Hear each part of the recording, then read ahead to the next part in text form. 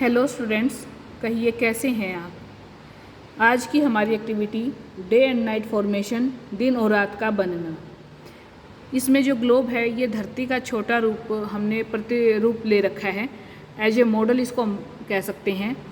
हम जानते हैं कि हमारी पृथ्वी अपनी धुरी पर 23.5 डिग्री अक्ष पर झुकी है और यह दो प्रकार की गति करती है, एक अपनी ही धुरी के ऊपर और दूसरी सूरज के चारों ओर। जब पृथ्वी अपनी ही धुरी के ऊपर पश्चिम से पूर्व की ओर गति करती है तो पृथ्वी की इस गति को परिभ्रमण गति कहा जाता है।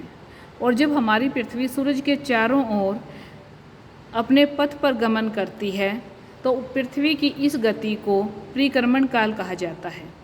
हम जानते हैं कि पृथ्वी के परिभ्रमण काल की वजह से दिन और रात बनते हैं, जबकि परिक्रमण काल की वजह से ऋतुएं बनती हैं।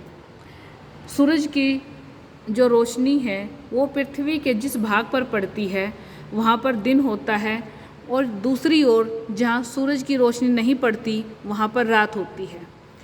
पृथ्वी के घूमने की दिशा पश्चिम से पूर्व की ओर है, इसी वजह से सूरज हमें पूर्व से पश्चिम की ओर जाता दिखाई देता है।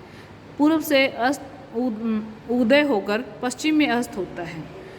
यह सब पृथ्वी की इस परिभ्रमण गति के कारण होता है।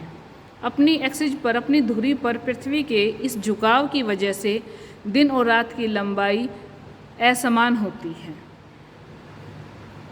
यहाँ पर हमारे जो पोल हैं, ऊपर वाला उत्तरी ध्रुव नॉर्थ पोल और नीचे साउथ पोल। घूमते घूमते पृथ्वी 6 महीने उत्तरी ध्रुव सूरज के सामने रहता है और 6 महीने दक्षिणी ध्रुव, जिसकी वजह से ध्रुवों पर दिन और रात 6-6 महीने के होते हैं।